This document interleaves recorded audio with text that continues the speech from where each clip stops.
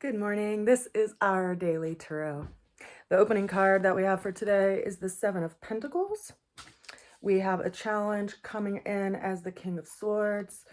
The way we're going to get through the challenge is the Six of Cups, which is a really positive energy. We have the ultimate outcome for the day being the Devil card. And I pulled another card for us just to get clarification on this guy because he can make some people kind of frantic when he shows up. And we got the Charioteer. So let's go ahead and jump in. The opening card that we have for today is the Seven of Pentacles. So we see this person who's leaning on their wand and they're looking at this bush that has 6 pentacles on it, and they have a pentacle in between their 2 feet. So we're evaluating the fruits of our labors.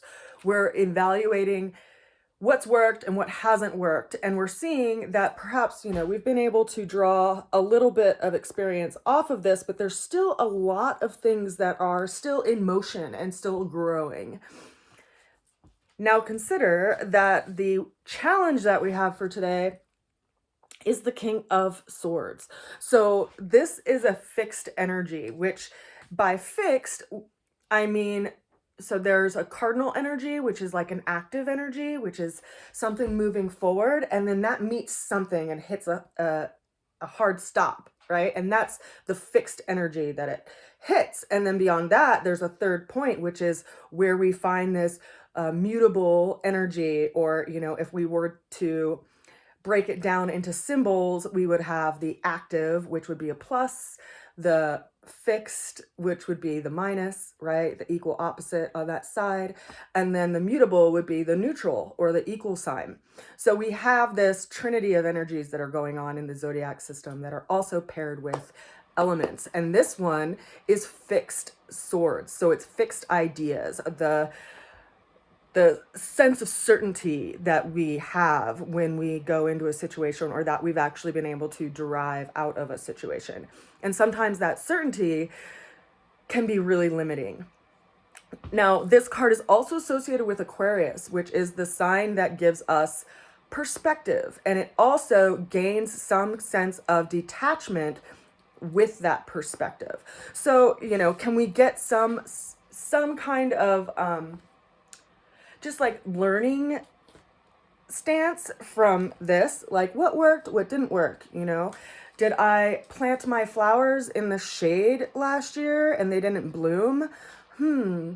Why did that happen? Oh, flowers need sunshine, as if they are sun-loving flowers, right?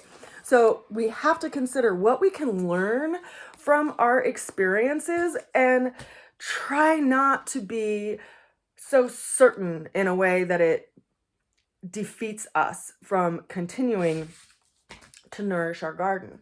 Now, the way we're going to get through the challenge is the Six of Cups. And this is an emotional wish come true. This is one of the most beneficial cards in the tarot deck. So if we are facing a challenge of our own certainty, what dissolves that?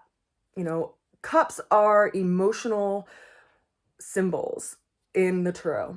So it brings up this emotional wish, this deep, desire has weird connotations to it, but this calling of the heart that is met with the universe by something coming to you. And this is happening. This energy, which is likely going to come in through either, a friend or some companion, is going to open up this idea of certainty that we have in the challenge card for today. Now, the ultimate outcome that we have for the day is the Devil card. And this guy can look kind of scary. You see this donkey-looking figure in the sky, and these 2 people that are bound to this wheel that is, being stirred by all of the smoke and clouds in the background. And we see this bondage that's happening between these 2 people with this situation that they're in. And yet it's a self-imposed bondage because they're choosing to wear these chains around their neck. They could very easily remove them. So when we consider this card, this is a card that is associated with Capricorn and Saturn, which is this Saturn is the planet of like limitation. It condenses things and it puts pressure on things. So we have to figure out a way through it. We have to be responsible with our resources, and we have to be really clear with where we're going. Now, consider that this guy coming in today as our self-imposed limitations, I feel like is really attached to this sense of certainty. Now, if you're, living in a place where your yard is in shade, or you have a big tree in your yard that's shading your whole garden, for instance, you may not get any fruit, you may not get any vegetables, you may not be able to grow anything other than shade-loving plants, right? But if you don't learn from these experiences and learn what will grow there, then you may just keep planting sun-loving plants in that garden and kind of kick yourself for being a bad gardener without realizing that perspective is needed. More information is needed. And so if we feel this sense of certainty and it gets in our way, it prevents us from continuing to learn from our experiences. Now, that's where our limitations that are self-imposed can get in our way because of how we see a situation and how we see limitations around us.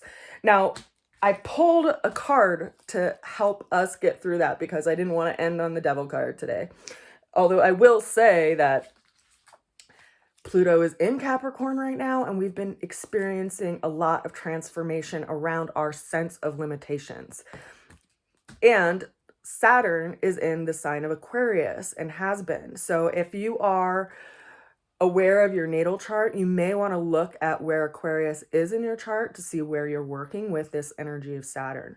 For me, myself, it's in my 6th house, which is representative of my place of work and what I do for a living. And also my sense of self-care, because that's what the 6th house rules. And I have Saturn sitting there, so I have some sense of limitation in that area, which makes sense, right? Because I'm living in the middle of the mountains right now where there's not a lot of work, and I'm having to be really responsible with how I put my time towards things, and I feel really restricted and limited in how I can earn income here, which is forcing me to kind of recalibrate myself and put my aim in the direction of what is growing in my life rather than what isn't working, right? And this is where we are evolving in our own lives and growing in our own lives as we work through these situations.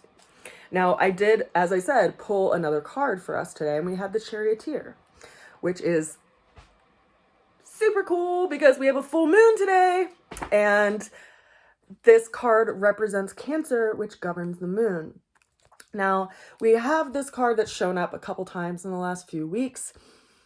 The Charioteer, we see these 2 creatures in front of him, one black and one white, and they are sitting in front of his chariot, but you don't see any kind of reins on these 2 creatures that seem to be deciding the direction of this carriage. So it's reminding us of how we can be disciplined with our own nature, and can we allow our spirit to guide us rather than the rough terrain underneath our feet. Because this person who's armored in this chariot has this, canopy above them that is full of little stars. So it reminds us to be guided by a higher energy than what perhaps our frustrations want to focus on. And consider that having control over our emotions and learning from our emotions is a real large piece of our life, because we evolved to be emotional beings, and yet we also have a mind and a body and a will. And how do we get all of these things to work together? And we often hear that, emotions are bad or emotions are a sign of weakness, but we have hundreds of different emotions. You have happiness, you have sorrow, you have joy, you have grief, you have anger, you have resentment. There's so many different emotions, and to just call them all bad is kind of ridiculous because we did evolve to be emotional beings. And so how do you learn when to pull the reins based on your own awareness of self.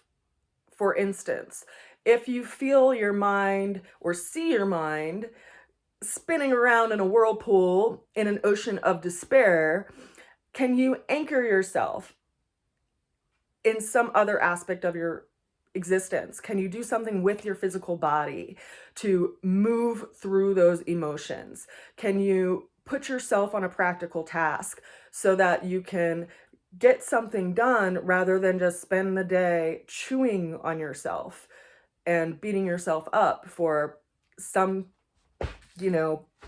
plant that died in your garden? Because, gardening is like life. I know I always go to gardening, but I work with plants and I learn a lot from them. And, we have to consider what we're planting every day with our energy and our intentions. And can we learn from it rather than be critical of ourselves from it? It's like, as I mentioned before, where do you plant the seed? How does it grow there? Does it do well there? Does it not do well there? Great. How are you similar to that seed? Do you do well in this environment? Do you not do well in this environment? Do you feel trapped in this environment? Is that a self-imposed limitation? So where do you want to go? And how do you pull the reins in your own life so that you can direct your carriage in the direction that you want to go? That's what we're working with today. And it's some pretty powerful stuff. So I send you a good wish. And I just want to, put that idea in your hand so that if you do find yourself in those mental spaces of certainty that are really defeating, that, something pops up and reminds you that there's something beyond that veil for you to look at. Happy full moon. I send you so much love, and I'll see you again soon. Bye for now. Mwah.